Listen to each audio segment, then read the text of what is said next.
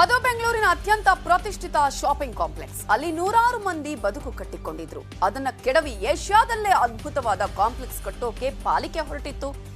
Colour ಕಾಗೆನೂ ಹಾರಿಸಿತ್ತು. 8 ವರ್ಷ ಆದ್ರೂ ಏನೂ ಆಗಿಲ್ಲ.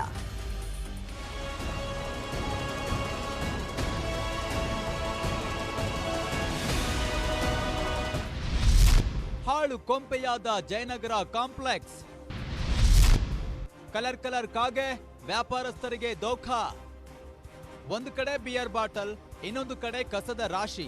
ಇದು ಬೆಂಗಳೂರಿನ ಪ್ರತಿಷ್ಠಿತ ಏರಿಯಾ ಎನಿಸಿಕೊಂಡಿರೋ ಜಯನಗರದ 4th ಬ್ಲಾಕ್ನಲ್ಲಿರೋ ಕಟ್ಟಡದಲ್ಲಿ ಕಂಡು ಬಂದ ದೃಶ್ಯ. ಈ ಕಟ್ಟಡ 8 ವರ್ಷಗಳ ಹಿಂದೆ ಮಾದರಿ ಶಾಪಿಂಗ್ ಕಾಂಪ್ಲೆಕ್ಸ್ ಅನ್ನೋ ಖ್ಯಾತಿ ಗಳಿಸಿತ್ತು. ಆದ್ರೆ ಈಗ ಹಾಳು ಕೊಂಪೆಯಾಗಿದೆ.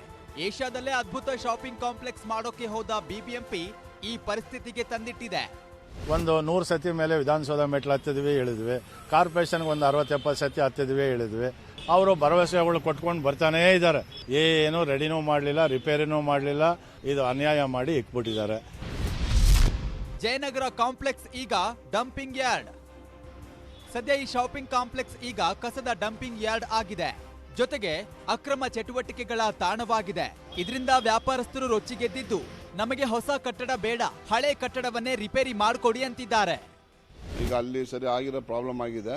ನಾವು ಇದನ್ನೇ ಆಲ್ಟ್ರೇಷನ್ ಮಾಡಿಬಿಟ್ಟು ಇದನ್ನೇನೋ ರೆಡಿ ಮಾಡಿ ಹೊಸದಾಗಿ ಇದು ಮಾಡೋ ಥರ ಮಾಡಿಕೊಡ್ತೀವಿ. ಹೆಂಗಿದೆ ಅದೇ ಥರ ಮಾಡ್ಕೊಳ್ಳೋಣ ಅಂತ ಎಲ್ಲರಿಗೂ ಜನಕ್ಕೆ ಆಶ್ವಾಸನೆ ಕೊಟ್ಟರು. ಬಟ್ ಇದು ಇನ್ನೂ ನಡೆದಿಲ್ಲ, ಅದು ನಡೀತಾ ಇಲ್ಲ. ಒಟ್ನಲ್ಲಿ ಕೊಟ್ಟ ಮಾತು ತಪ್ಪಿರುವ ಬಿಬಿಎಂಪಿ ವಿರುದ್ಧ ವ್ಯಾಪಾರಸ್ಥರು ಆಕ್ರೋಶ ವ್ಯಕ್ತಪಡಿಸಿದ್ದಾರೆ. ಯಾವಾಗ ನಮ್ಮ ಮಳಿಗೆ ನಮ್ಮ ಕೈ ಸೇರುತ್ತೋ ಅನ್ನೋ ತವಕದಲ್ಲಿದ್ದಾರೆ. ಆಶಿಕ್ ಮುಲ್ಕಿ, ನ್ಯೂಸ್ 18 ಬೆಂಗಳೂರು. ಇದೇ ಫೆಬ್ರವರಿ 27ರಂದು ಶಿವಮೊಗ್ಗ ವಿಮಾನ ನಿಲ್ದಾಣ ಲೋಕಾರ್ಪಣೆಗೊಳ್ಳಲಿದೆ. ಏರ್ಪೋರ್ಟ್ಗೆ ಹೆಸರಿಡುವ ವಿಚಾರವೇ ದೊಡ್ಡ ಚರ್ಚೆಯಾಗ್ತಿದೆ.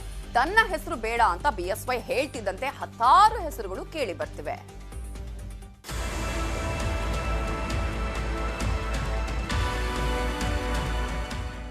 ಶಿವಮೊಗ್ಗದ ವಿಮಾನ ನಿಲ್ದಾಣಕ್ಕೆ ಯಾರ ಹೆಸರಿಡಬೇಕು ಅಂತ ಕಳೆದ 1.5 ವರ್ಷಗಳಿಂದ ಚರ್ಚೆ ನಡೀತಾನೆ ಇತ್ತು.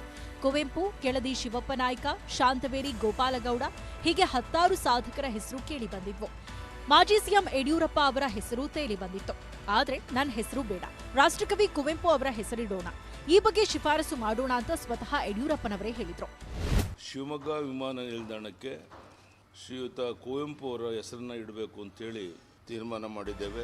ಆದ್ರೆ ಜಿಲ್ಲೆಯಲ್ಲಿ ಬಹುಸಂಖ್ಯಾತರು ಆರ್ಯ ಈಡಿಗ ಸಮಾಜದವರಿದ್ದಾರೆ. ಹೀಗಾಗಿ ಈಡಿಗ ಸಮುದಾಯದ ನಾಯಕರಾಗಿದ್ದ ಮಾಜಿ ಸಿಎಂ ದಿವಂಗತ ಎಸ್ ಬಂಗಾರಪ್ಪ ಅವರ ಹೆಸರಿಡಬೇಕು ಅನ್ನೋ ಕೂಗು ಕೇಳಿಬಂದಿತ್ತು. ಆದ್ರೆ ಈಡಿಗ ಸಮುದಾಯದ ನಾಯಕರಿಗೆ ತಿರುಗೇಟು ಕೊಟ್ಟಿರೋ ಮಾಜಿ ಸಚಿವ ಈಶ್ವರಪ್ಪ ಯಡಿಯೂರಪ್ಪನವರ ಹೆಸರನ್ನೇ ಇಡಬೇಕು ಅಂತ ಹೇಳಿದ್ದಾರೆ. ಶಿವಮೊಗ್ಗದ ಸೋಗಾನಿ ವಿಮಾನ ನಿಲ್ದಾಣಕ್ಕೆ ಸನ್ಮಾನ್ಯ ಬಂಗಾರಪ್ಪರ ಹೆಸರು ಇಡಬೇಕು ಅಂತಕ್ಕಂಥದ್ದು ನಮ್ದೊಂದೇ ಸಮಾಜ, ಎಲ್ಲ ಸಮಾಜಕ್ಕೂ ಹಿಂದೆ ಒತ್ತಾಯ ಮಾಡಿದ್ದಾರೆ. ಈ ಶಿವಮೊಗ್ಗ ವಿಮಾನ ನಿಲ್ದಾಣ ಇರೋ ತನಕನೂ ಕೂಡ ಮಾನ್ಯ ಯಡಿಯೂರಪ್ಪನರ ಹೆಸರು, ಮಾನ್ಯ ರಾಘವೇಂದ್ರರ ಹೆಸರು ಇತಿಹಾಸದಲ್ಲಿ ಸೇರುತ್ತೆ ಅನ್ನೋದನ್ನ ಸಂತೋಷದಿಂದ ನಾನು ಈ ಸಂದರ್ಭ ಹೇಳಕ್ಕೆ ಇಷ್ಟಪಡ್ತೇನೆ. ಒಟ್ನಲ್ಲಿ ಶಿವಮೊಗ್ಗ ವಿಮಾನ ನಿಲ್ದಾಣಕ್ಕೆ ಹೆಸರಿಡೋ ತನಕ ಈ ವಿವಾದ ಬಗೆಹರಿಯಲ್ಲ ಅನ್ಸುತ್ತೆ. ವಿನಯ್ ಪುರದಾಳು, ನ್ಯೂಸ್ 18 ಶಿವಮೊಗ್ಗ.